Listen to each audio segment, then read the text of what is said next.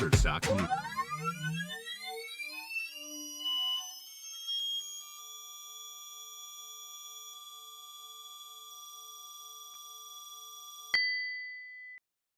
Fala, meus caros alunos, sejam todos muito bem-vindos a mais um episódio da série Aliviando a Convulsão. Eu sou o professor Sérgio Araújo, professor aqui do canal Posologia, e hoje nós vamos dar continuidade a essa série com o episódio de número 2, que se chama Tratando as Crises Focais. Se você assistiu o episódio número 1, você se lembra que as crises focais são crises onde um grupo de neurônios se despolariza de forma sincrônica e exacerbada a fim de causar sintomatologias próprias. As crises focais são um tipo de epilepsia. Nós vimos no episódio 1 que existem outros tipos. Hoje nós falaremos sobre o tratamento das crises focais. E nesse episódio número 2, o que é que nós veremos? Falaremos sobre o algoritmo para tratamento da epilepsia como doença. Quais são os caminhos que nós iremos seguir para tratar a epilepsia, para entender qual a melhor escolha do antiepiléptico para aquele tipo específico de epilepsia. É claro que, se nós falarmos de escolha do antiepiléptico, nós precisaremos entender quais são os critérios de seleção. Essas duas partes do episódio de hoje, elas estão intimamente interligadas. Escolha do fármaco antiepiléptico e quais são os critérios para a escolha desse fármaco especificamente. Claro que vamos passar, um dos critérios de escolha vai ser exatamente quais reações adversas esses antiepilépticos apresentam e qual é a tolerabilidade do paciente. Também falaremos na aula de hoje sobre o processo de autoindução dos fármacos antiepilépticos e quais são os ajustes necessários para que o paciente possa fazer o tratamento sem grandes intercorrências. E aí, meu caro aluno? O que é que você achou desse início da aula, dos pontos que serão focados no episódio 2? Se você já curtiu, você já marca aqui embaixo o like. Se você tem alguma experiência com fármacos antiepilépticos, você já coloca nos comentários alguma sugestão do que eu posso falar. Você já coloca aqui nos comentários alguma dúvida que você possa ter, que eu vou ler todos os comentários e vou respondê-los. Vamos voltar aqui para a nossa aula e deixa eu me apresentar. Para aqueles que ainda não me conhecem, eu sou o professor Sérgio Araújo, sou professor de farmacologia, graduado em farmácia, com mestrado, com doutorado em biologia molecular e também bioquímica. Aqui nessa tela, nós temos várias informações importantes. Nós temos os meus contatos, porque quando nós assistimos uma aula, uma videoaula, muitas vezes surgem dúvidas que a gente precisa tirar diretamente com o professor.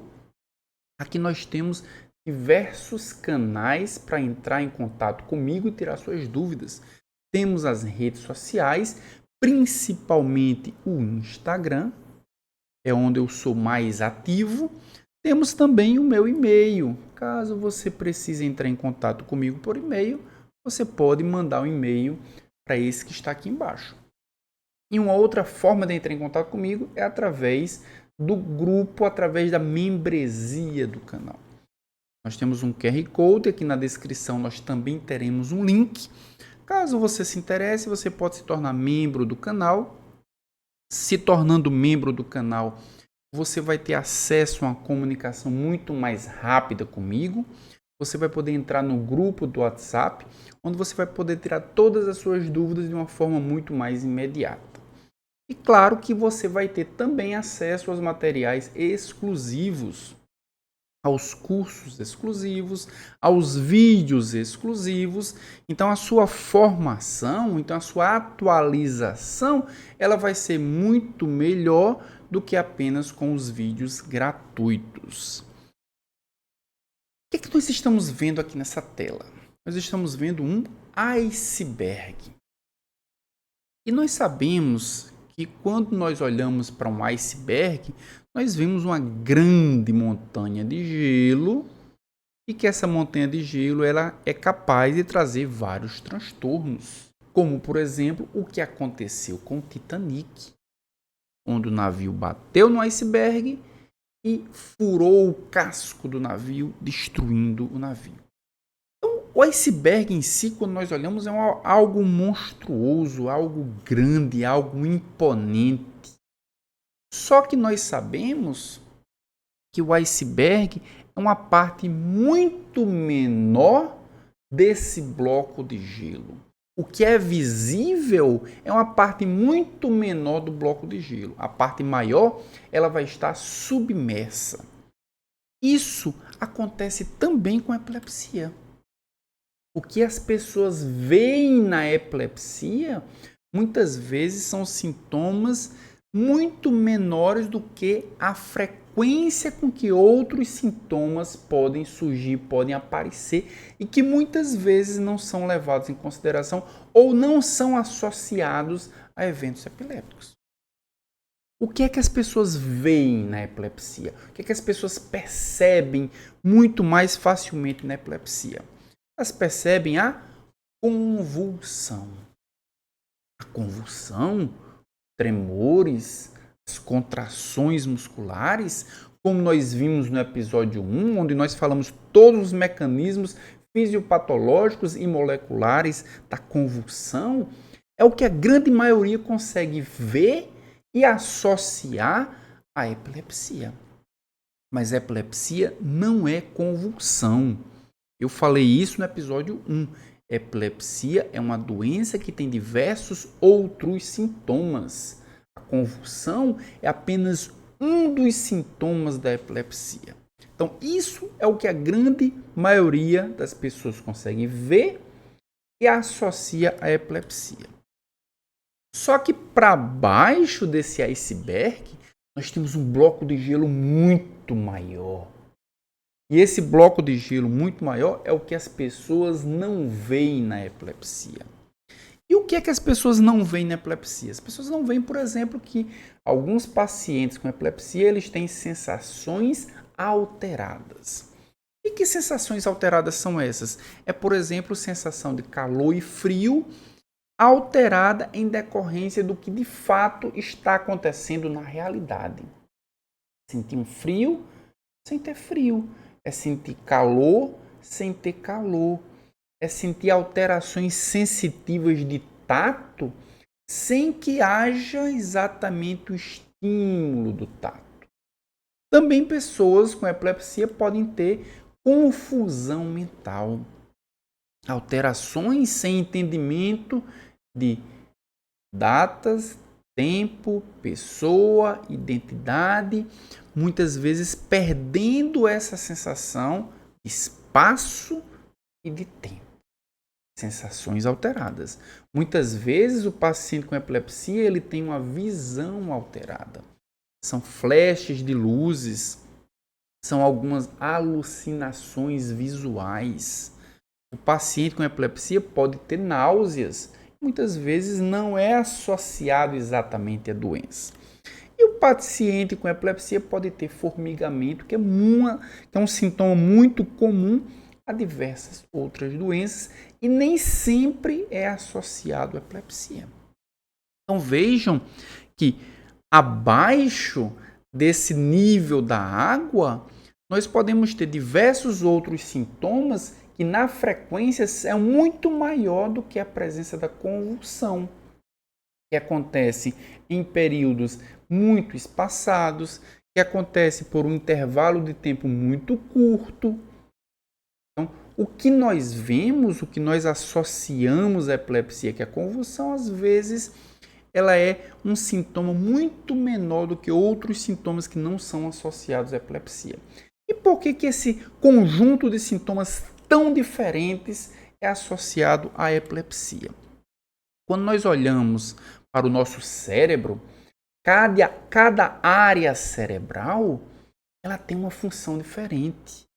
Essa área verde, por exemplo, quando alterada, quando os neurônios dessa área verde começam a se despolarizar de uma forma sincrônica, exagerada, exacerbada, o paciente pode começar a ter formigamento, queimação, sensações de frio, ou seja, essa área ela pode ser uma área sensitiva. Quando nós olhamos, por exemplo, para essa área mais cinza, se o processo de epilepsia acontece nessa área, o paciente pode ter alterações visuais, pode ter flashes. Se acontece nessa área amarela, o paciente pode ter sensação de gosto e cheiro desagradáveis, porque essa área amarela é uma área onde a função dela é responsável pela sensação de gosto. Se o paciente tem alterações nessa área azul, nós podemos ver mudanças comportamentais ou mudanças na linguagem. Então, a depender da área ou da região cerebral acometida pela epilepsia, os sintomas eles podem ser diferentes. Isso nós chamamos de epilepsia focal. Epilepsia focal, diferente da epilepsia generalizada, ela acontece em um foco. Ela acontece em uma região cerebral onde a função ela é muito mais delimitada. Então, quando o paciente tem essa epilepsia focal, os sintomas eles vão depender, claro, da área afetada. E aí, meu caro aluno? Será que está claro para você? Coloca aqui nos comentários. Será que você conhece alguém com epilepsia focal que tem sintomas específicos e exclusivos da área acometida? Se você tiver alguma experiência com relação a isso, coloca aqui nos comentários. Nós somos uma comunidade. A comunidade posologia vai se autogerir, vai se ajudar. Coloca aqui nos comentários que certamente ou eu ou algum outro colega vai conseguir muitas vezes dar uma informação que pode ser útil para você. Vou voltar aqui para o nosso PowerPoint. Então, para que nós possamos tratar o paciente com epilepsia, nós temos um arsenal terapêutico muito grande. Esse arsenal terapêutico que vocês estão vendo aqui na tela, ele na grande maioria das vezes segue uma das duas funções. Ou ele vai aumentar a atividade inibitória do cérebro, ou ele vai reduzir a atividade excitatória do cérebro. Se você assistiu o episódio 1, você certamente vai lembrar daquela gangorra que eu coloquei. De um lado você tem as vias inibitórias, do outro lado você tem as vias excitatórias, e no seu conjunto a epilepsia é uma excitação exagerada, que pode ser generalizada em todas as áreas cerebrais ou pode ser focal, como a que nós estamos vendo hoje. Mas elas têm em comum uma excitação exagerada. Então, a excitação exagerada pode ser combatida diminuindo essa excitação. Mas a excitação exagerada pode ser combatida também aumentando a inibição. E nós temos o primeiro ponto que é estimulando a inibição, ou seja, estimulando as vias GABAérgicas. O GABA é o neurotransmissor inibitório, o principal neurotransmissor inibitório. Quando nós estimulamos as vias GABAérgicas, nós estamos estimulando uma atividade inibitória. E quem é que vai estimular a atividade inibitória? Nós temos aqui alguns representantes. É o fenobarbital, é a primidona, são os benzodiazepínicos, é a tiagabina e a vigabatrina.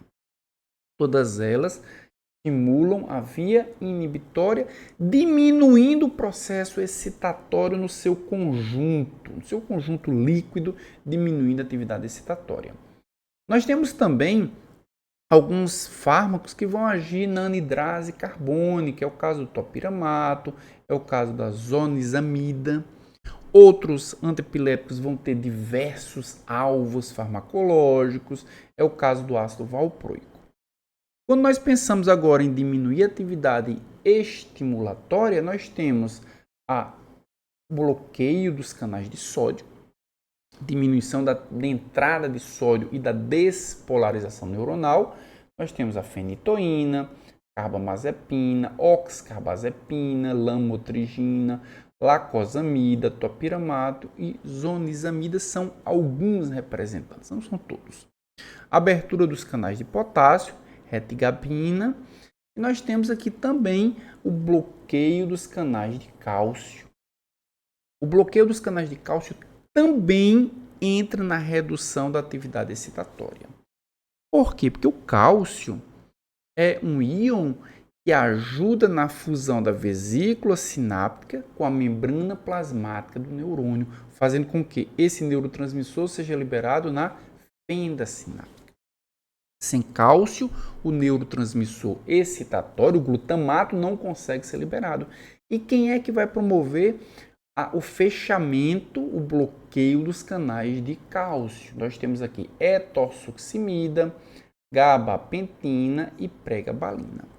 O levetiracetam também age na vesícula sináptica, mas ele age numa proteína específica chamada SV2A, uma proteína que se liga na membrana plasmática do neurônio e ajuda nessa fusão. Então, juntamente com o cálcio, SV2A é essencial e o levetiracetam se liga nessa proteína e impede que essa proteína se ligue na membrana plasmática. E outros mecanismos, nós temos felbamato e rufinamida. Muitos fármacos para tratar epilepsia. E a pergunta é: qual o fármaco de primeira escolha no caso de AR? Eu já peço para você que não assistiu ainda o primeiro episódio, onde eu falo da doença, onde eu falo desse caso do AR, eu termino com esse caso, volta lá e assiste. É extremamente importante para você entender a farmacologia, que você entenda também a fisiopatologia, que você entenda as causas da epilepsia, que você entenda os mecanismos moleculares envolvidos e também a classificação dos tipos de epilepsia. Hoje nós vamos falar sobre o tratamento das crises focais. Mas dentro das crises focais, nós temos vários subtipos de epilepsia. É importante que você entenda para poder entender os motivos pelos quais os fármacos são escolhidos. Voltando aqui, vamos relembrar o caso de AR. A AR, ela é uma menina de 14 anos de idade. Essa paciente, ela tem 40 quilos, ela é estudante. Ela teve 3 convulsões febris quando tinha 3 anos de idade. E aí, relembrando um pouco o episódio 1, nós vimos que a febre pode ser um start importante para o desenvolvimento de crises epilépticas. A R tinha 3 anos quando teve 3 convulsões febris e a partir dali, se ela tem uma susceptibilidade ao desenvolvimento de epilepsia, pode ser que esse start tenha desenvolvido nela a possibilidade dela ter outras crises epilépticas. Na época, ela recebeu uma profilaxia, foi fenobarbital por 6 meses após a segunda convulsão febril. Ela teve 3 convulsões. Ela teve a primeira, ela teve a segunda e ela começou a usar fenobarbital. Ela teve a terceira, usou fenobarbital por 6 meses e desde então ela não relatou mais convulsões. Então, fenobarbital até certo ponto controlou as convulsões. Ela não teve desde os 3 anos até os 14 anos. A R, mesmo depois de tanto tempo, teve então mais uma convulsão. Logo após chegar na escola pela manhã, essa convulsão aconteceu. Uma professora que presenciou o episódio descreveu ela com um comportamento estranhamente. Ela estava se comportando estranhamente. Isso um pouquinho antes da convulsão. E se você assistiu o episódio 1, você sabe que esse comportamento de sentir os sintomas da convulsão ou sentir os sintomas da epilepsia antes que ela aconteça, às vezes é muito comum nos pacientes. Então, antes da convulsão, ela estava se comportando estranhamente, ela abruptamente levantou-se da sua carteira, começou a caminhar desajeitadamente em direção à porta, esbarrou em várias outras cadeiras e não respondeu às tentativas da professora de redirecioná-la de volta ao seu lugar. Então a professora percebeu que ela se levantou, percebeu que ela estava esbarrando nas cadeiras, pediu para ela voltar e ela não compreendeu e continuou seu caminho até essas cadeiras. Ela não estava percebendo o comando da professora de voltar. Bem, a R não tinha histórico de lesão, nem doença, apenas recentemente ela tinha ficado acordada várias noites, tarde da noite, para estudar para as provas. Lembra do start lá da febre? Esse pode ter sido mais um start. Ou seja, o paciente começou a ter noites de sono com qualidade ruim e da mesma forma, se ela tem uma predisposição, esse sono ruim, essas noites ruins de sono pode ter desenvolvido, pode ter startado ela para ter as crises convulsivas. Ela teve uma segunda convulsão, essa segunda convulsão ela aconteceu no hospital e a equipe de enfermagem descreveu um episódio de forma semelhante ao que tinha acontecido na escola.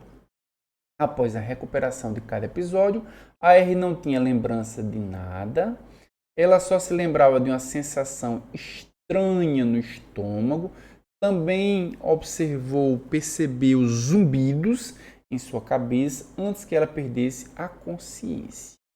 Ela tinha diversos sintomas que eram característicos de qual a área estava sendo acometida. E ao final da crise convulsiva, ela teve perda de consciência. Ela descreveu ter esses sentimentos algumas vezes no passado. Ela os descreveu como apenas ficar tonta e por isso não havia relatado aos pais dela. Após os eventos anteriores, a R descreveu sentir-se confuso, olha a confusão mental, grog. Isso aconteceu por alguns minutos. Então esse foi o caso de AR que nós vimos no episódio 1.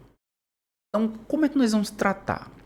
Primeiro, a gente precisa entender qual é o algoritmo de tratamento para a epilepsia. O que a R tem é uma epilepsia do tipo focal. É uma epilepsia onde algumas áreas são acometidas, mas ela não tem crises generalizadas, principalmente crise tônico-clônica. Então, a suspeita de epilepsia, nós estamos no campo da suspeita.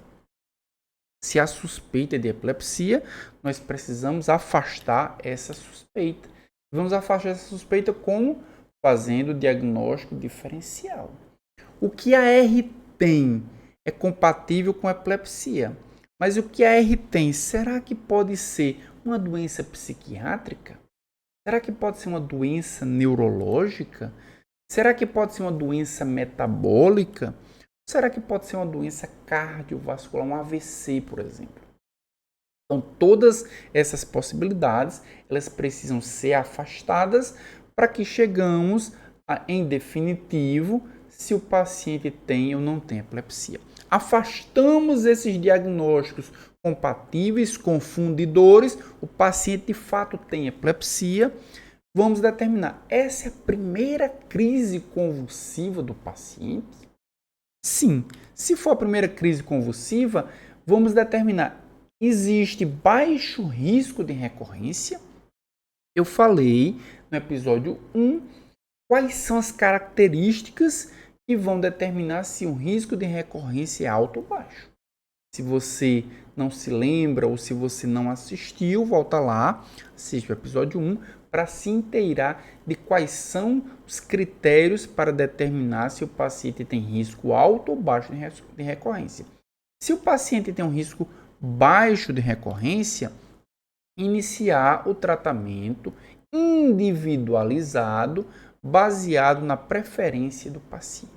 Na verdade, não é na preferência, é baseado nas características, nas circunstâncias e na necessidade que o paciente tem de tratar aquela epilepsia.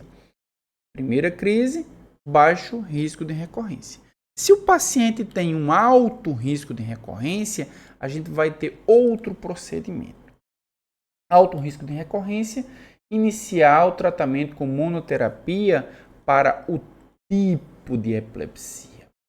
Então, se o paciente tem uma epilepsia e essa epilepsia ela foi diagnosticada, e normalmente o diagnóstico acontece por eletroencefalograma, as características das ondas cerebrais vão dizer qual é o tipo de epilepsia. Para cada tipo de epilepsia existe um tratamento mais específico, mais adequado, baseado em estudos clínicos, baseado em estudos em pacientes, em acompanhamento, em resposta. Então, nós temos, se o paciente tem um alto risco de recorrência, existe um tratamento já pré-determinado. Se o paciente tem um alto risco de recorrência, iniciou o tratamento, esse tratamento precisa ser revisado a cada consulta e também anualmente. E vejam que, se o paciente tem uma primeira crise convulsiva e alto risco de recorrência, iniciar o tratamento com monoterapia para o tipo específico de epilepsia. Essa é a mesma providência se o paciente tem 2 ou mais crises convulsivas. Então, ter uma crise com alto risco ou ter 2 ou mais crises, o procedimento é o mesmo, monoterapia com antiepiléptico específico para a crise, especificamente para aquela crise, aquele tipo de epilepsia que o paciente tem. Então, se o paciente vai utilizar um antiepiléptico baseado no tipo de epilepsia, a primeira classificação que nós temos, que nós vimos no episódio 1, é se essa crise ela é generalizada, se é uma crise de ausência ou se é uma crise focal. Então, nós vamos separar esses 3 tipos para que possamos fazer o tratamento adequado para cada tipo de epilepsia.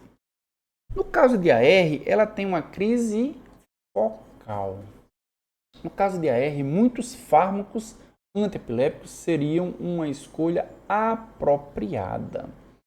Mas nós precisamos pensar que a convulsão de AR é uma convulsão focal com perda de consciência.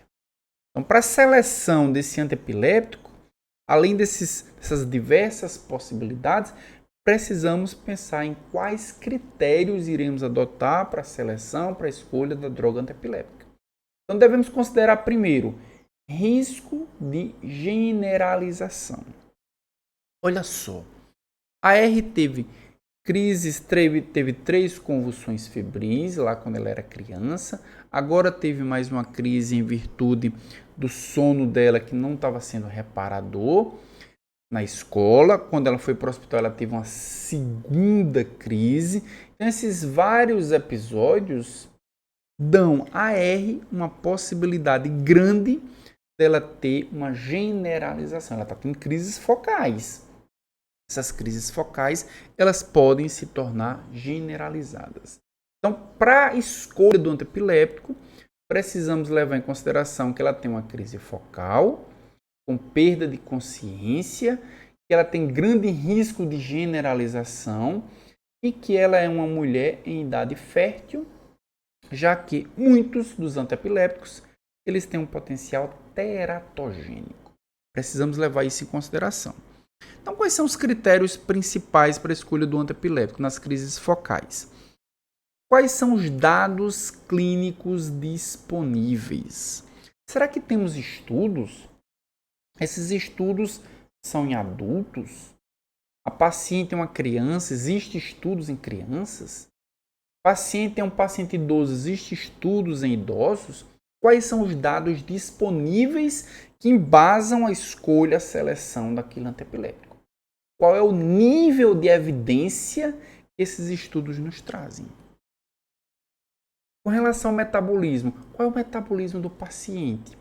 Tem um comprometimento do metabolismo? O fármaco antiepiléptico depende de algum metabolismo hepático, depende de alguma enzima específica. Isso também vai ser critério para a escolha do antiepilético para crises focais. Qual é a farmacocinética daquela molécula especificamente selecionada para tratar a crise focal? Nós vamos ver mais adiante que os fármacos antiepilépticos são um dos principais fármacos onde a farmacocinética é muito importante para a escolha, como critério de escolha de qual molécula será usada para tratar a crise antiepilética. Qual é a tolerabilidade do paciente? O paciente está apresentando muitas reações adversas. Essas reações adversas são reações adversas que são relativamente simples, são graves ou são intoleráveis? Qual é o grau de segurança do paciente? O paciente é uma paciente em idade fértil. Ela está grávida? Será que existe chance de produzir alguma teratogenicidade pela molécula antiepilética?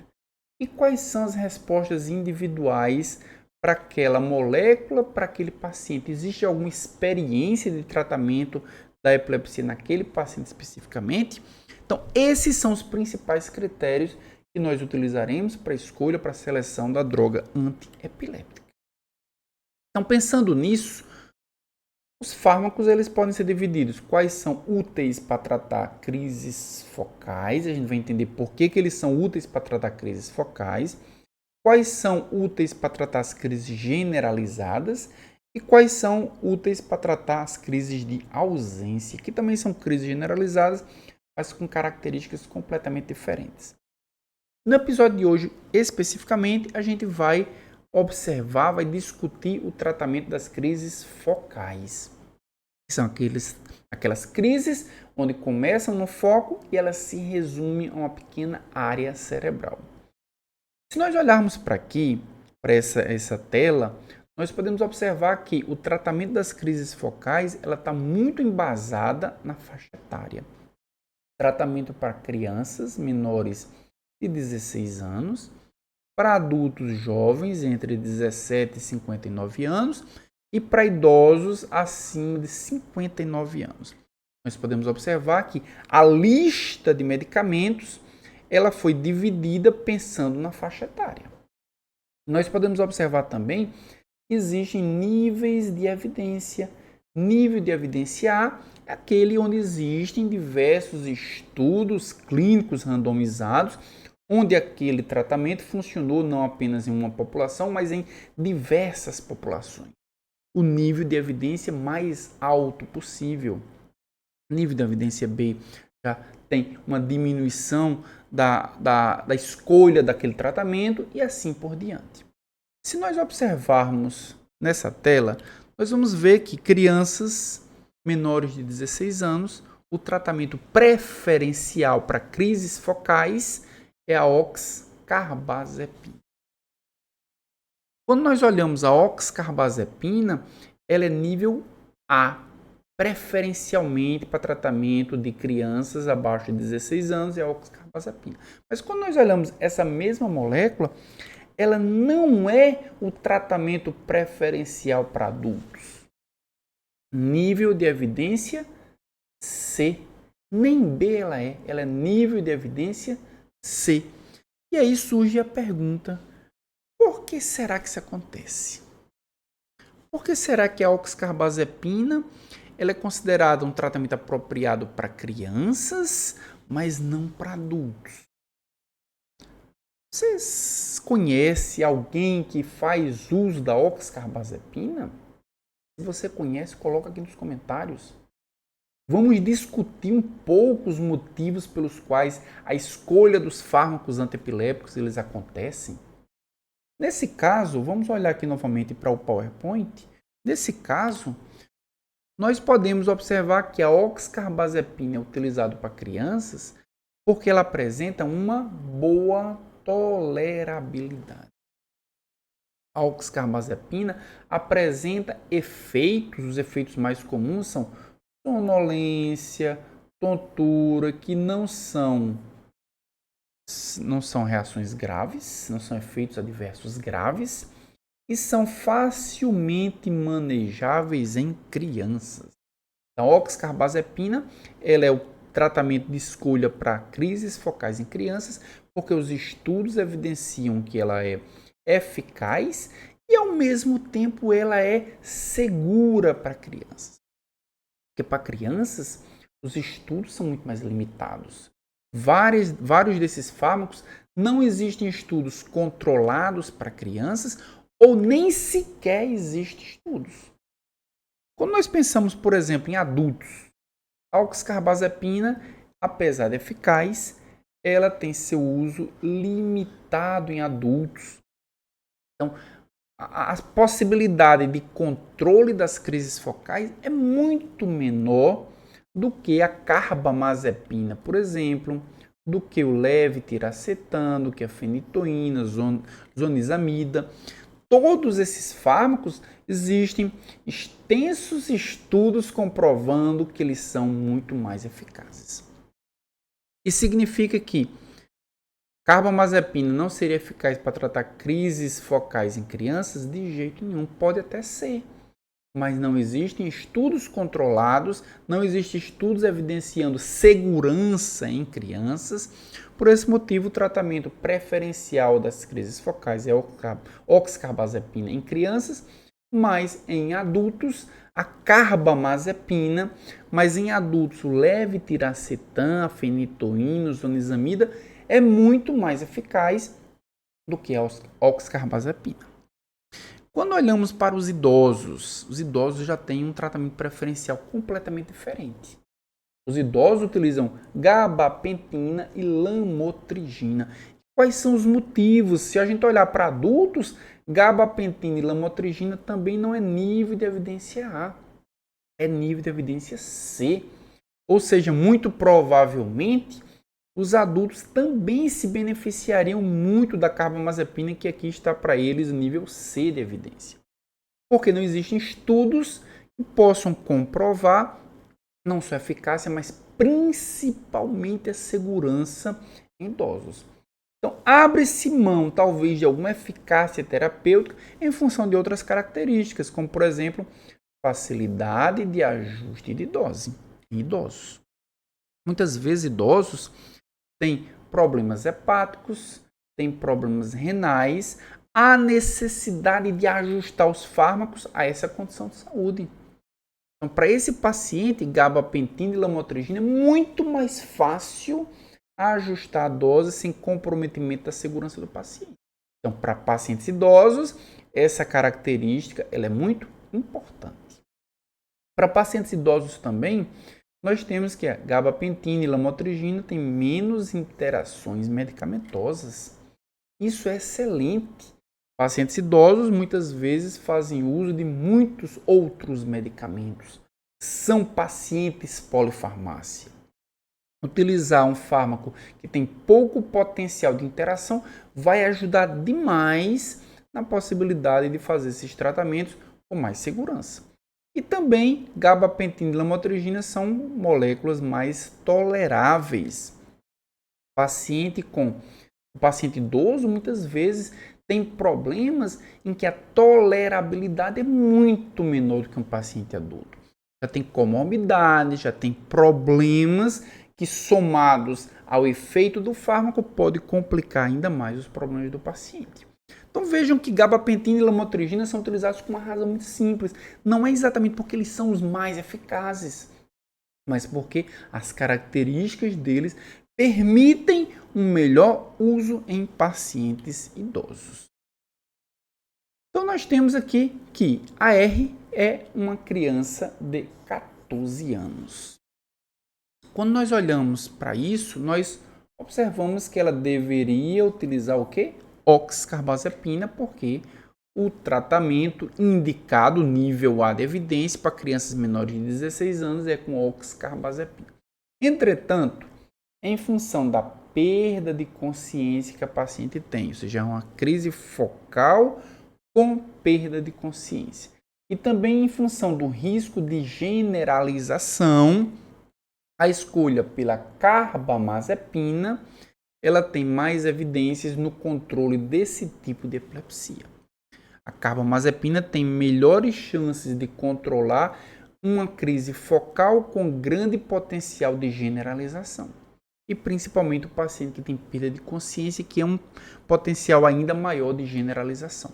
Então, para esse paciente, não vai utilizar oxcarbazepina, apesar da idade, vai usar carbamazepina em função de outras características. Então, vejam que os critérios eles não são rígidos o suficiente.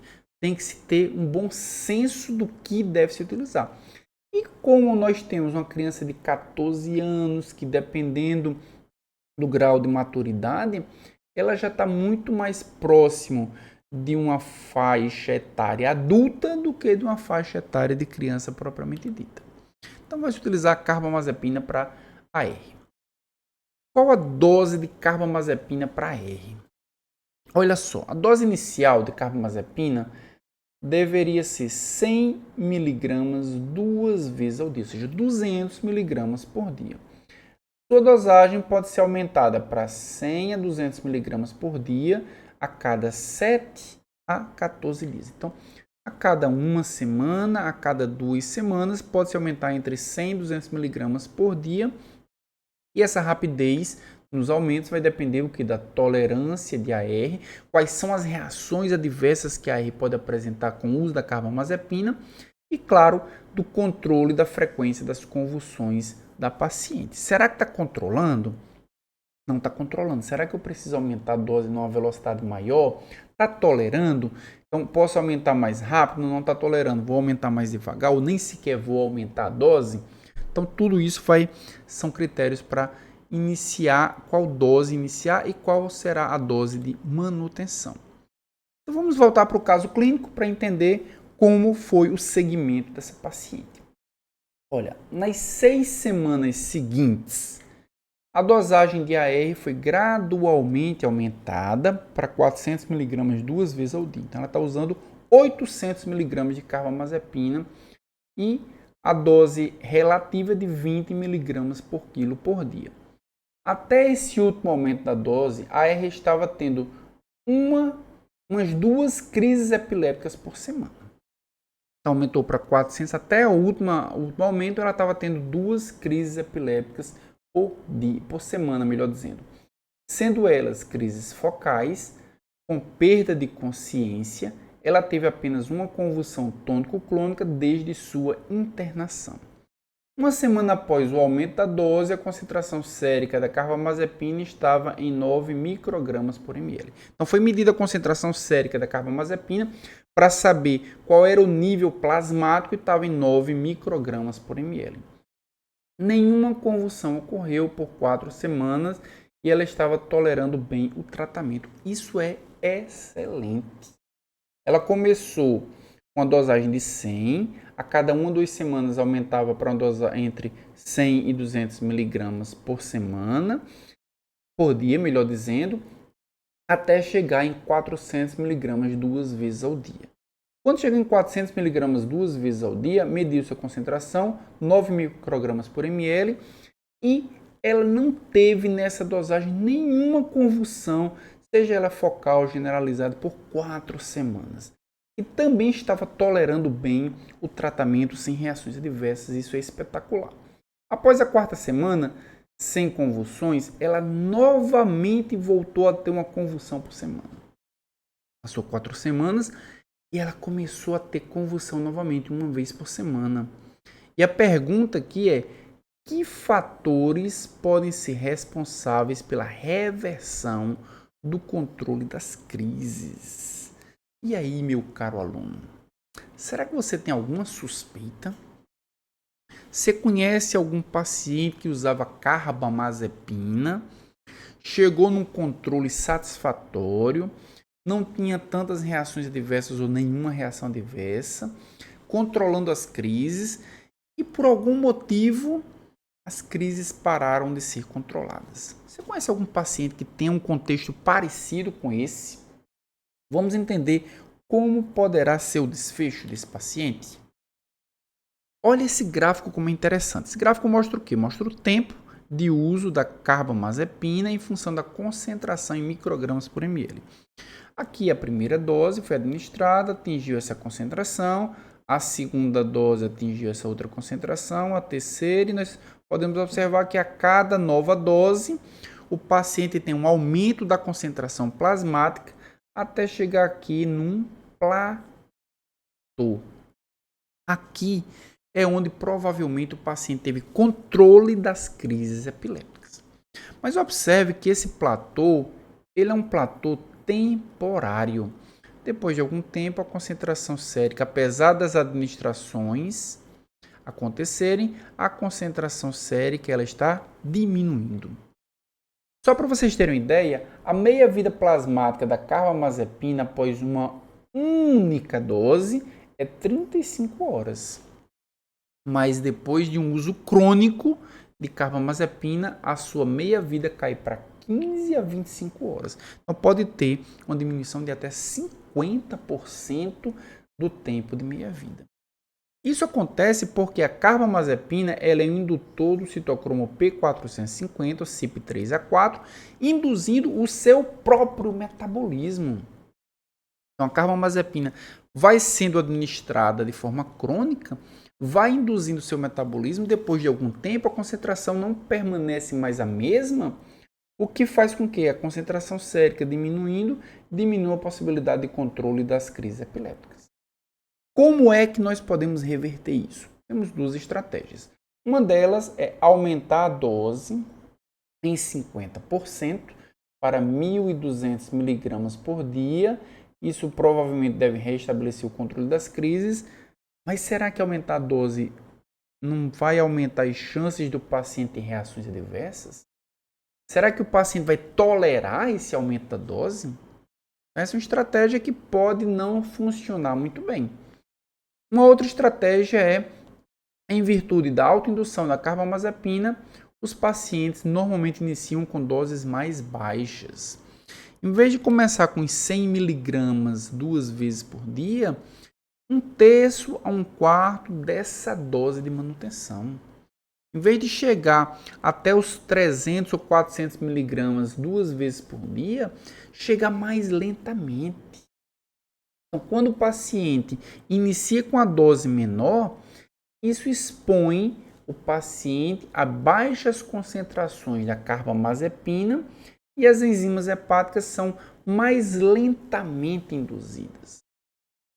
Se o paciente, em vez de aumentar essa dose a cada 7 a 14 dias, aumenta de 2 em 2 ou de 3 em 3 semanas, ou seja, o aumento é mais lento, isso também expõe o paciente a menos moléculas de carbamazepina, induzindo menos as moléculas, induzindo menos as enzimas hepáticas. Só para vocês terem uma ideia, o período que nós observamos ali de 6 semanas até chegar nos 400 mg 2 vezes por dia, poderia levar de 6 a 12 semanas, começando uma dose menor, tendo aumentos menos frequentes, levando até 12 semanas para chegar nos 400 mg 2 vezes ao dia, que estava controlando a epilepsia, pode talvez, além de controlar, diminuir muito o potencial de autoindução da carbamazepina. Então essa talvez seja uma estratégia, inclusive, melhor do que a primeira. Então o paciente precisa fazer isso para controlar a epilepsia, chegar na dosagem de carbamazepina de 400 mg, mas utilizar uma estratégia onde a autoindução ela precise ser reduzido o seu potencial. Vamos para o caso clínico 2, mas antes do caso clínico 2, deixa eu perguntar, você está gostando dessa aula? Essa aula está fazendo sentido para você? Se essa aula estiver fazendo sentido para você, se você estiver gostando dessa aula, eu vou te pedir duas coisas. Uma é para você se inscrever e a outra é para você compartilhar esse vídeo com outras pessoas que você conhece e que você sabe que esse conteúdo também vai funcionar. Vai servir, melhor dizendo. Seja um paciente, seja um familiar que tem epilepsia, seja um profissional de saúde, seja um colega de faculdade.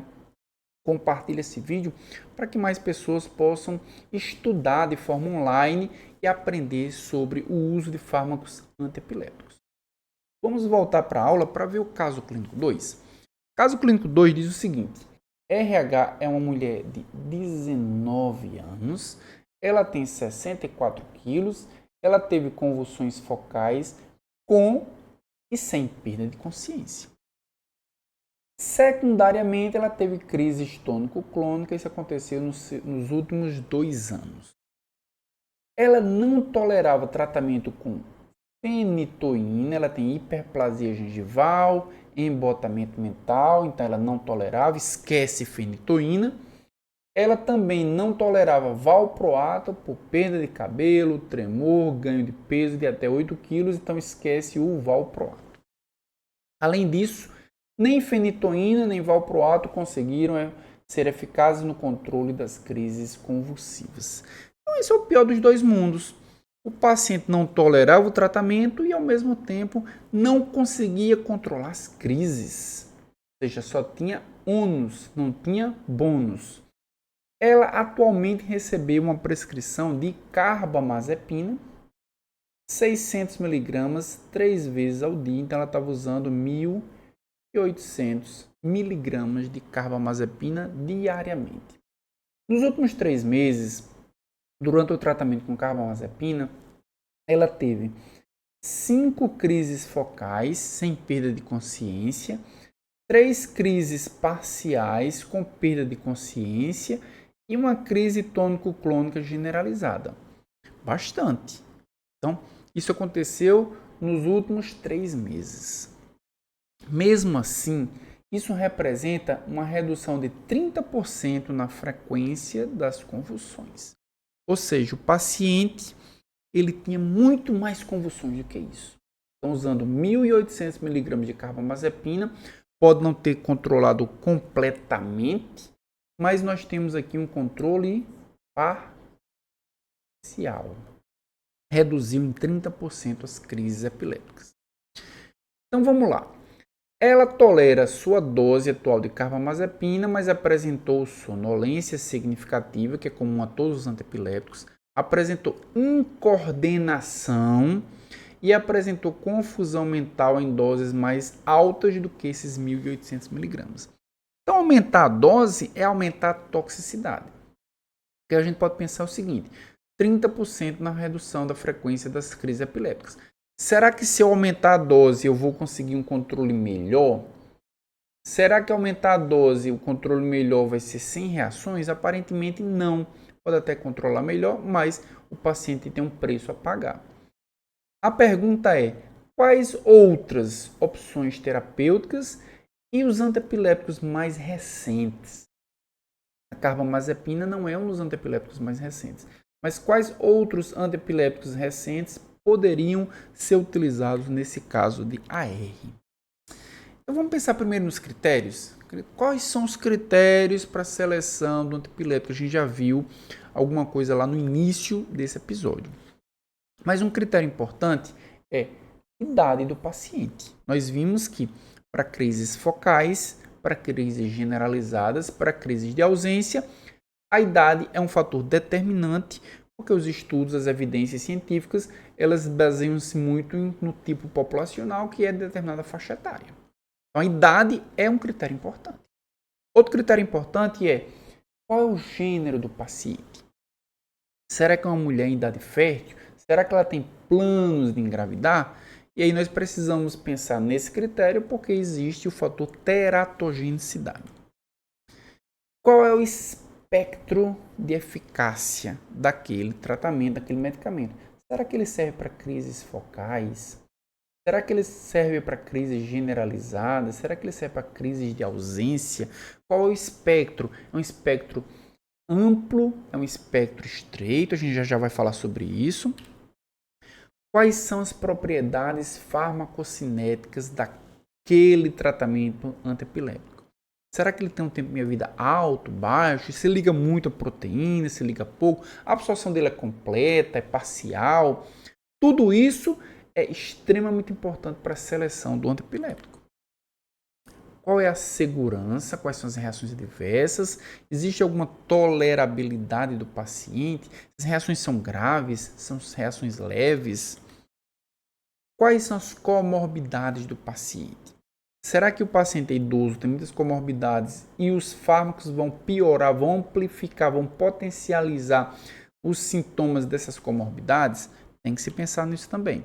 E quais são as propriedades farmacodinâmicas? Quais são os mecanismos farmacológicos para ação farmacológica? Quais são os alvos? Será que se a gente fizer um tratamento onde o principal alvo seja as vias excitatórias ou as vias inibitórias, isso vai fazer diferença no controle da crise epiléptica? Então, esses 6 critérios, eles são muito importantes para determinar qual a melhor molécula a ser utilizada especificamente naquele caso do paciente. Então, pensando aqui nas gerações de antipilépticos, o paciente está utilizando carbamazepina. Carbamazepina é um antiepilético de segunda geração. Os antiepiléticos de segunda geração são aqueles que foram descobertos, desenvolvidos, apresentados entre 1958 e 1975. Além da carbamazepina, valproato, clordiazepóxido, são 2 outros exemplos, além de muitos outros. Eu coloquei aqui só como exemplo 3, mas tem muitos outros também. Os antiepiléticos de primeira geração, que vieram antes, 1857 foi o primeiro, até 1958, todos eles são considerados de primeira geração. Nós temos o fenobarbital, fenitoína, etosuximida, e os mais modernos, foi a pergunta que foi feita, será que um fármaco mais moderno não poderia ser útil no caso da paciente? São considerados de terceira geração. Nós temos a vigabatrina, lamotrigina, gabapentina, topiramato e pregabalina são alguns exemplos também, dentre muitos outros. Vamos entender que diferença tem nessas gerações? Primeiro, a gente precisa entender o conceito de antiepilético de largo espectro. Nós temos aqui 8 exemplos, de antiepiléticos de largo espectro. Nós temos o clonazepam, felbamato, lamotrigina, levetiracetam, rufinamida, topiramato, ácido valproico e zonisamida. Todos eles são de amplo espectro porque eles têm uma ampla atuação em diferentes tipos de epilepsia. Eles agem em crises focais, tônico-clônica, crise de ausência, mioclônica, como por exemplo o clonazepam, ao mesmo tempo. Eles podem ser utilizados para diversos tipos diferentes de epilepsia. Nós podemos ver, por exemplo, o topiramato, também focal, tônico-clônica, ausência e mioclônica, também agem em diversos tipos de epilepsia. E eles têm essa indicação para diversos tipos de epilepsia, eles são mais gerais, porque normalmente eles têm muitos alvos farmacológicos diferentes. Com algumas exceções, como por exemplo, o clonazepam é a potencialização do sistema GABA, da sinapse GABAérgica. Mas quando nós pensamos, por exemplo, no topiramato, ele bloqueia glutamato, ele bloqueia canais de sódio, ele potencializa GABA, então ele tem muitos alvos farmacológicos, o que faz dele um fármaco que tenha grandes possibilidades de tratar muitos tipos diferentes de epilepsia. Quando nós olhamos para essas características de indicação em vários alvos farmacológicos, isso é uma característica muito maior dos fármacos de terceira geração.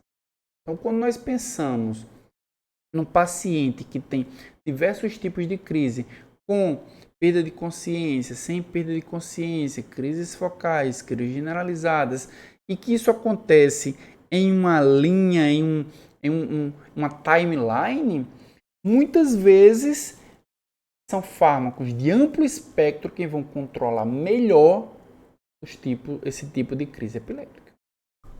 Quando nós olhamos agora para os antiepilépticos de espectro estreito, nós temos a carbamazepina, etosuximida, gabapentina, lacosamida, oxcarbazepina, fenobarbital, fenitoína, pregabalina e vigabatrina. Eles têm esse espectro estreito porque eles são mais específicos. Ou eles são para crises focais ou crises tônico-clônicas sem muita variação.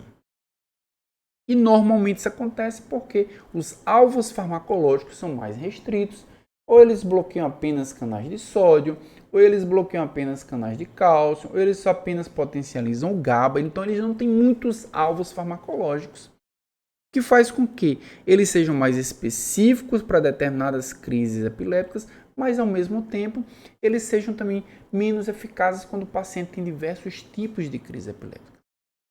Esses fármacos antiepiléticos, eles também têm diversos representantes da terceira geração, mas vejam que é muito mais comum nós encontrarmos antiepiléticos de primeira geração ou de segunda geração. Essa é uma grande diferença, onde a gente precisa determinar qual é o tipo de antiepilético que vai ser escolhido. É de amplo espectro ou de espectro estreito? Nós precisamos tratar um tipo específico ou o paciente tem diversos tipos de epilepsia, sintomas e características que precisa de um antiepilético de amplo espectro. Quando nós pensamos nos mecanismos de ação, nós já vimos isso no episódio número 1, mas vamos relembrar aqui, os antiepiléticos eles agem ou na sinapse excitatória ou na sinapse inibitória. Quando nós pensamos na sinapse inibitória, a gente tem que pensar em o alvo é o que? É pré-sináptico ou é pós-sináptico? A sinapse excitatória é uma sinapse glutamatérgica. Ela produz glutamato, ela encapsula na vesícula sináptica, ela libera e ele age em receptores pós-sinápticos NMDA ou AMPA. Se nós olharmos para essa imagem aqui, a gente vai ver que a grande maioria dos fármacos antiepiléticos que agem na sinapse excitatória, eles bloqueiam canais de sódio. É o caso da fenitoína, é o caso da carbamazepina, é o caso do ácido valproico, felbamato, finamida, lamotrigina, dentre muitos outros. A grande maioria bloqueia canais de sódio. E aí nós temos um pró e um contra. O pró é que, ao inibir canais de sódio, ele diminui a excitação, o potencial de ação não é criado e aquele neurônio não se despolariza. Qual é o contra? Canais de sódio tem em muitas outras células excitatórias. Então, inibir canais de sódio tem um potencial muito grande de trazer para o paciente outras reações adversas importantes. Mas é um mecanismo muito importante e muito útil para o controle das crises epilépticas. Qual outro alvo importante? Inibição dos canais de cálcio. É o caso da gabapentina e da pregabalina. O cálcio, depois que a célula se despolariza, o cálcio também entra juntamente com o sódio para que ele promova a fusão dessa vesícula sináptica com a membrana plasmática com a liberação do glutamato. Sem cálcio, essa vesícula sináptica não se funde, sem cálcio o glutamato não é liberado, sem cálcio esse neurônio se despolariza, mas esse impulso nervoso não é propagado. Ele fica restrito àquela área especificamente. Gabapentina e pregabalina vão impedir que esse cálcio entre, que essa vesícula sináptica libere o glutamato. Também pré-sinapticamente nós temos o levetiracetam, que vai fazer um papel parecido com cálcio, agindo na proteína SV2A, é uma proteína que se funde com a membrana plasmática, liberando aí o glutamato também. Uma vez liberado o glutamato, a única estratégia que nós temos agora é impedir que ele haja no seu receptor pós-sináptico. Quais são os receptores pós-sinápticos? Receptor NMDA, bloqueado pelo felbamato, e o AMPA bloqueado pela fármaco antiepilético topiramato. Então, felbamato bloqueia NMDA, topiramato bloqueia AMPA. De toda forma, esses fármacos eles vão inibir a excitação, vão diminuir a excitabilidade do neurônio. Outra estratégia é agir na sinapse inibitória, que é aquela sinapse GABAérgica. E como é que nós vamos promover a atividade inibitória? Uma das possibilidades, uma das estratégias é o quê? É inibir a degradação do GABA. A vigabatrina inibe a GABA transaminase, que transforma o GABA em aldeído semisuccínico. Se o GABA não é degradado, ele permanece por mais tempo, ele é reutilizado mais vezes e isso potencializa a função inibitória. Essa é uma estratégia. Uma outra estratégia, que é a tiagabina, é impedir a recaptação de GABA. O GABA é liberado, depois o GABA é recaptado e reutilizado. Se eu inibo essa recaptação, eu aumento o tempo de ação do GABA na fenda sináptica. E se nós olharmos aqui, assim como aconteceu com a sinapse excitatória, a grande maioria dos fármacos antiepiléticos que agem na sinapse inibitória, eles agem no próprio receptor GABA, aumentando o tempo de ligação do GABA com seu próprio receptor. É o caso dos benzodiazepínicos, é o caso do felbamato, topiramato, isoniazida e é o caso dos barbituratos. Estão separados aí porque os locais de ação, os locais de ligação, eles são diferentes. Mas o mecanismo é o mesmo, vão permanecer por mais tempo ligado. Entrada de cloreto, hiperpolarização do neurônio pós-sináptico.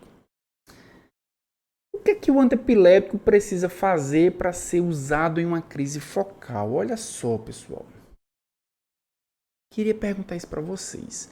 Nós estamos no episódio 2 falando de crises focais. Se o paciente tem uma crise focal, por que existem alguns fármacos que são mais úteis para as crises focais do que outros? E por que alguns fármacos são mais úteis para crises generalizadas do que outros? O que é que diferencia um antiepilético para ser utilizado em uma crise focal?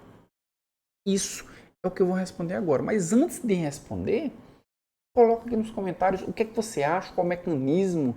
Tenta raciocinar em cima disso. Que característica o antiepilético precisa ter para controlar uma crise focal?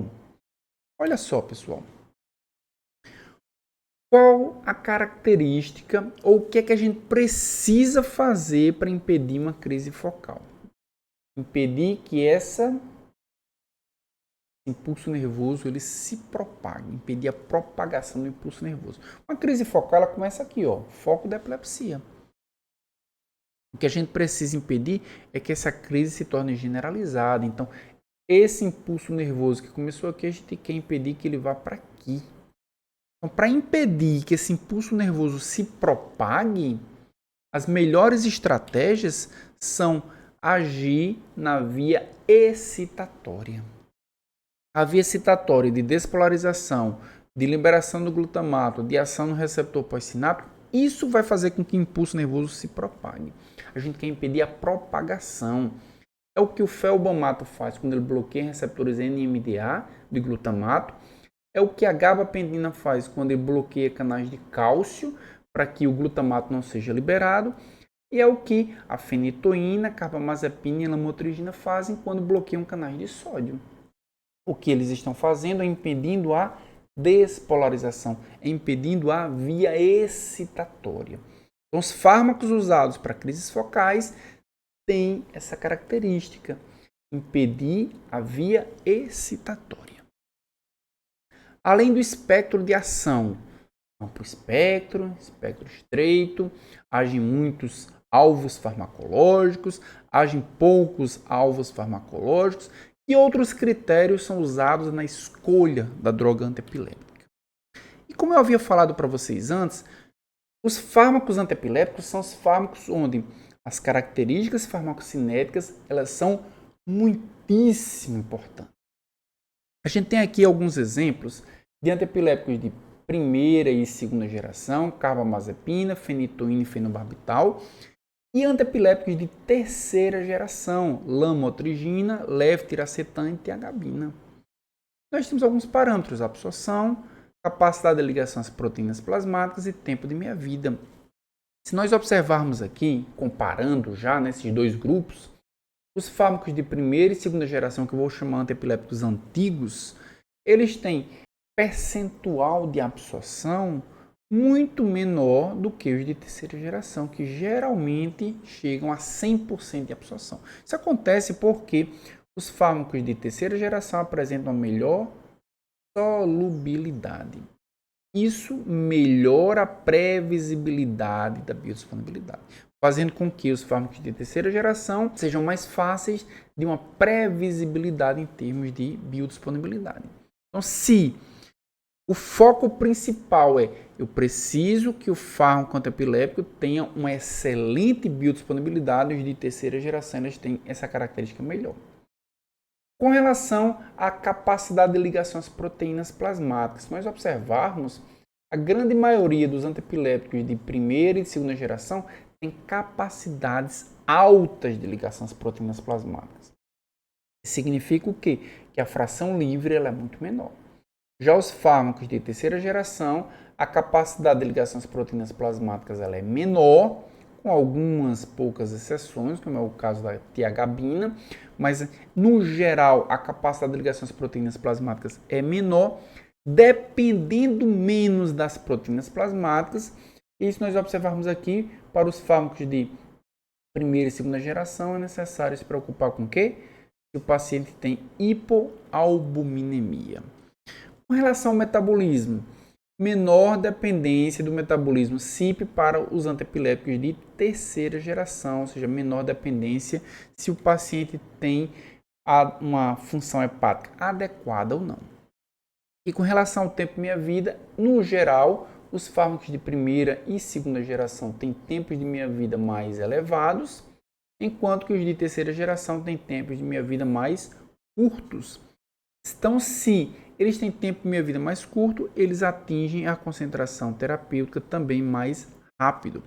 A gente precisa que o fármaco atinja aquela concentração, aquele platô mais rápido possível. Os de terceira geração vão conseguir isso melhor do que os de primeira e de segunda geração. A terapêutica para RH. RH está exibindo uma resposta parcial à dose máxima tolerada de carbamazepina. Vejam só, RH está tendo muitas crises epilépticas, teve uma redução de 30%, mas está tendo muitas crises epilépticas. Quando eu aumento a dose, ele tem muitas reações adversas, então eu cheguei na minha dose máxima. Ela também teve muitas reações adversas com outros antiepiléticos, que não a carbamazepina, que foram utilizados antes. Uma alternativa seria utilizar um dos antiepiléticos mais recentes, que produzem menos reações adversas e também que sejam de amplo espectro como terapia adjuvante ao tratamento da carbamazepina. Uma alternativa para paciente RH é utilizar juntamente com a carbamazepina outro fármaco antiepilético mais moderno de terceira geração, que seja de amplo espectro, que tenha menos reações adversas e que possa contribuir para o controle das crises epilépticas. E nós temos aqui alguns exemplos do que pode ser utilizado. Pode ser utilizado lamotrigina, levetiracetam, rufinamida, topiramato, zonisamida. São possibilidades que se encaixam dentre essas qualidades. Amplo espectro, menos reações adversas. Vamos acompanhar, então, quais são esses fármacos, o que é que eles apresentam. Aqui a gente tem um quadro com diversas reações adversas e diversos antiepilépticos. Pensando aqui na lamotrigina. A lamotrigina, vejam que ele não apresenta nenhuma outra reação a não ser sono. Da lamotrigina produzir sonolência é um risco moderado. Já levetiracetam, também a sonolência é a única reação adversa comum. Rufinamida, nós temos aqui perda de peso. E topiramato, além da perda de peso, nós temos a inclusão também de problemas cognitivos. Então, esses 4 antiepiléticos, eles podem ter uma utilidade para ser utilizados juntamente com a carbamazepina.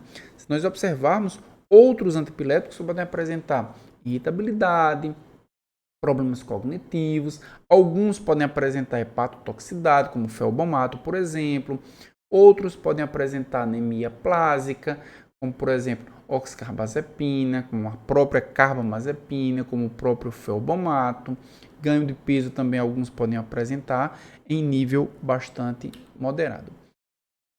Só que essas reações adversas, elas são reações que Algumas delas dependem da dose. Se eu aumento a dose, eu aumento as chances dessa reação adversa aparecer, enquanto que outras reações elas dependem mais do tempo. Se eu utilizo uma reação, se eu utilizo um tratamento por um tempo mais longo, eu aumento a chance do paciente desenvolver essa reação adversa. Então, pensando na dose, sedação é uma reação comum a todos os antiepilépticos. Isso acontece, inclusive, em baixa dose. Mesmo nas doses mais baixas, o paciente vai ter sedação, assim como aqueles antiepilépticos que apresentam náuseas. Tremores e ganho de peso são reações que acontecem com a dose moderada. A dose elevada, nós temos a diplopia. Se você não sabe o que é diplopia, eu falei isso no primeiro episódio. Ataxia, eu falei também no primeiro episódio. Então, diplopia, ataxia é uma dose elevada, mas mais próximo de dose moderada do que da própria dose elevada. E dose realmente elevada, o paciente vai ter confusão mental e hepatotoxicidade. E doses muito elevadas, neutropenia, diminuição de neutrófilos, arritmias cardíacas e até convulsões. Então vejam que a dose ela pode ser determinante para o aparecimento de algumas reações adversas. Outras reações, elas dependem menos da dose e dependem mais do tempo de uso. Então, hepatotoxicidade e hiperplasia gengival para aqueles antiepilépticos que produzem esse tipo de reação acontecem mesmo com um tempo muito curto, um uso muito curto. Já osteoporose, a dependência propriamente dita e atrofia cerebelar acontece quando o tratamento já é feito por muito tempo, enquanto que disfunção cognitiva e necrólise epidérmica acontece geralmente com aqueles antiepilépticos que são utilizados por um longuíssimo tempo. Então, se aqueles, até mesmo a disfunção cognitiva que a gente viu, que pode aparecer com algum daqueles antiepilépticos que pode ser utilizado de terceira geração, isso só vai acontecer quando o paciente faz um tratamento muito, muito longo mesmo. Aqui nós temos um gráfico mostrando a fenitoína. A fenitoína ela tem duas fases na concentração plasmática. Uma que é linear e uma outra que é logarítmica. Essa linear, o aumento da dose, ela é proporcional ao aumento da concentração plasmática. Enquanto que quando chega aqui, o aumento da dose ela é desproporcional. Um pequeno aumento da dose aumenta muito a concentração plasmática. Isso acontece principalmente por um processo de saturação proteica. Ou seja, a fenitoína ela não tem mais proteínas para se ligar, ela saturou e toda nova molécula, toda nova dose, todo incremento na dose aumenta a concentração plasmática. Aqui nós temos um exemplo. Quando o paciente toma uma dose em que a concentração plasmática de fenitoína chega a 15 a 20 microgramas por ml, essa é a concentração onde a fenitoína tem uma ação anticonvulsivante. Mas mesmo assim o paciente apresenta uma reação adversa que é a fadiga. Por que fadiga? Porque o músculo também é uma célula excitável. Lembra do que eu falei? Aqueles fármacos que têm mecanismos muito gerais, que toda célula excitável tem aquele mecanismo, pode interferir também como reação adversa. Quando eu aumento a dose agora, que a concentração plasmática chega a 20 a 30 microgramas por ml, vejo que essa dose já é a dose limítrofe para sair da fase linear para a logarítmica. O paciente aqui vai ter nistagmo, algum problema ocular. Se eu aumento a dose para atingir uma concentração de 30 a 40 microgramas, o paciente tem um estado similar à embriaguez alcoólica. 40 a 50 microgramas de fenitoína na corrente sanguínea, o paciente começa a ter confusão mental, letargia, coma. E quando ele chega até 50 a 60 microgramas, o paciente ele pode ter convulsão. Então vejam que, a depender dessa concentração, a fenitoína vai atingir outros órgãos, vai atingir outras regiões e trazer problemas diferentes para o paciente. Então o paciente vai utilizar lamotrigina. RH vai iniciar com o uso da lamotrigina, ela foi escolha dentre aquele arsenal de possibilidades de antiepilépticos de terceira geração. O paciente iniciou o tratamento com lamotrigina como terapia adjuvante à carbamazepina. O que RH e sua família devem saber sobre o medicamento e como usá-lo. Então vamos entender um pouco sobre o uso da lamotrigina. A lamotrigina deve ser iniciada em RH com uma lenta titulação com o objetivo de minimizar os efeitos sedativos, que a gente viu que é um dos efeitos comuns da lamotrigina, e também minimizar a probabilidade de erupções cutâneas, que é uma reação mais grave, mas que pode acontecer também com a lamotrigina. A dose inicial é de 50 mg na hora de dormir, porque ele causa os efeitos sedativos. A dose diária pode ser aumentada em 50 mg a cada 1 a 2 semanas. Então, isso se o paciente estiver fazendo uso apenas da lamotrigina. Mas ele não está fazendo uso da lamotrigina, ele está fazendo uso também da carbamazepina. Como a gente viu, a carbamazepina é um indutor enzimático, pode induzir o metabolismo da lamotrigina. Isso pode exigir uma titulação menos conservadora, com um intervalo menor, talvez de 1 em 1 semana, com um aumento da dose superior a 50 mg em cada vez que aumentar. Essa pode ser uma possibilidade. Com relação às reações adversas, a dose de manutenção da lamotrigina pode chegar a 300 a 500 mg por dia de lamotrigina. Vai depender de quê? Da capacidade do paciente tolerar esse medicamento. RH deve ser informada que ela pode sentir-se sonolenta, como eu já falei, possivelmente pode sentir dor de cabeça, pode sentir dor no estômago.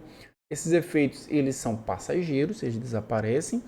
Ela também deve ser informada se tiver efeitos mais graves. Esses efeitos são efeitos simples, sonolência, dor no estômago, um pouco de dor de cabeça. São efeitos passageiros e são efeitos mais simples.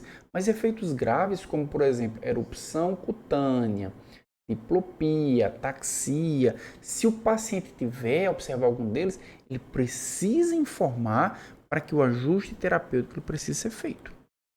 Vamos voltar para o caso clínico 2. Após 12 semanas, a titulação aconteceu em 12 semanas, RH iniciou a terapia de lamotrigina e sua dose atingiu 300 mg por dia. Depois de 12 semanas, chegou a 300 mg por dia. Só que RH notou que sua visão nessa dose de 300 mg, ela estava embaçada. Ela também se queixou de sentir tontura, ter dificuldade de manter o equilíbrio. Anteriormente, ela havia experimentado apenas náuseas leves e ocasionais. 300 mg por dia estava trazendo algum grau de toxicidade para o paciente. Ela continuou a ter convulsões aproximadamente da mesma frequência que ela vinha tendo antes da lamotrigina. A lamotrigina está sendo titulada, está aumentando, chegou a 300, podia chegar até 500. Mas em 300, ela já apresentou diversas reações adversas. E mesmo assim, não está controlando as crises epiléticas. Tinha margem para uma dose maior? Tinha, mas ela não vai tolerar uma dose maior. O médico dela encorajou a continuar tomando o medicamento, explicou que levaria tempo até aumentar a dose de lamotrigina para níveis possivelmente eficazes. Bem, o que é que o médico fez? Diminuiu a dose da carbamazepina para tentar diminuir as reações adversas. Então, os efeitos adversos poderia ser uma intoxicação pela carbamazepina, ela estava utilizando 1.800 mg por dia. Poderia ser pelos efeitos adversos da lamotrigina em si e poderia ser uma interação entre os dois. A dose da carbamazepina, que era de 1.800 mg por dia, foi reduzida para 1.400 mg por dia na tentativa de melhorar a tolerabilidade do paciente. Depois de 5 dias, seus sintomas persistiram, ou seja, não melhorou em nada, claro, não aumentou a dose, não mudou muita coisa. E a frequência das convulsões ela aumentou porque o paciente reduziu a dose da carbamazepina. O médico decidiu então abandonar o tratamento com a lamotrigina e no lugar disso instituir o levetiracetam, que era uma outra possibilidade que a gente viu anteriormente. Então, qual é o plano terapêutico para RH? Primeiro, a dose da carbamazepina deve ser retornada aos 1.800 mg por dia para controlar as convulsões, porque minimamente era essa dose que vinha controlando. Descontinuar a lamotrigina, não de forma imediata, diminuir imediatamente para 200 mg por dia e depois reduzir 50, 100 mg por semana até descontinuar completamente. E durante esse processo de desmame da lamotrigina, iniciar o levetiracetam numa concentração, numa dose de 250 a 500 mg 2 vezes ao dia. E fazer a titulação do levetiracetam que foi iniciado. A dose diária de levetiracetam deve aumentar em 500 a 1000 mg a cada 2 a 3 semanas, de acordo com a sua tolerância e capacidade de reduzir as convulsões. Então, vai aumentar, observando se está controlando as convulsões, observando se o paciente está tolerando aquela dose. Então, o levetiracetam vai ser coadjuvante, vai ser adjuvante no tratamento da epilepsia e a carbamazepina vai ser o tratamento principal. Caso clínico 3. JN é um estudante universitário de 18 anos, tem 88 quilos, foi diagnosticado com epilepsia. Ele experimentou convulsões tônico-clônicas. Até agora, nós estávamos acompanhando pacientes com crises focais. Pacientes que tinham determinada área cerebral comprometida e que essa área cerebral estava associada a sintomas específicos da área comprometida. Agora, nós temos crises generalizadas. O paciente tem o comprometimento dos 2 hemisférios cerebrais, crise tônico-clônica, ou seja, aquelas convulsões que nós estamos acostumados a associar à epilepsia, elas apareceram. O paciente tem contrações, tem tremores, e isso foi observado. Então, o paciente tem as convulsões tônico-clônicas generalizadas, que duravam aproximadamente 2 minutos e que ocorriam 3 vezes por mês. JN descreveu uma sensação de agitação em seu abdômen antes das suas convulsões. Nós já vimos esse fenômeno no episódio 1. Isso é seguido por espasmos involuntários do lado direito do seu corpo. Foi feito um eletroencefalograma que mostrou lentificação difusa com descargas epileptiformes focais na área temporal esquerda. Ele não tem outras condições médicas e não toma medicamento de rotina. Ele foi tratado inicialmente com carbamazepina, com 600 mg por dia de carbamazepina, e ele poderia não tolerar o medicamento por causa da náusea e da diplopia, apesar da dose baixa. Então, estava usando só 600 mg, mas começou a ter algumas reações adversas e o médico optou, então, pela fenitoína. E a pergunta que eu vou deixar em aberto é: que informações deve ser dada a JN sobre seu novo tratamento? Vou deixar em aberto porque essa pergunta ela vai ser respondida no episódio 3, tratamento das crises generalizadas, que você vai ver na próxima semana. Então, você que me assistiu até aqui, vou deixar uma frase para que você possa refletir. Para ver muitas coisas, é preciso despregar os olhos de si mesmo. Quem disse isso foi o Friedrich Nietzsche. Então, muitas vezes a gente precisa, para visualizar uma solução, enxergar muito além do que para nós mesmos. É isso que ele quis dizer. E se você chegou até aqui, você gostou dessa aula, esse PowerPoint está disponível nesse QR Code.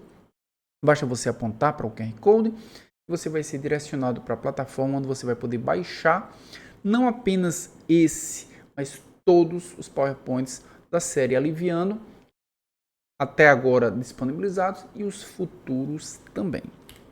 E se você tiver dúvidas, não se esqueça, coloca aqui nos comentários. Eu vou adorar saber qual a sua dúvida, eu vou adorar saber qual a sua opinião, sua sugestão. Me diga se você gostou dessa aula e eu te vejo na próxima semana com o episódio 3, que a gente vai finalizar a série Aliviando a Convulsão com o tratamento das crises generalizadas. Até lá!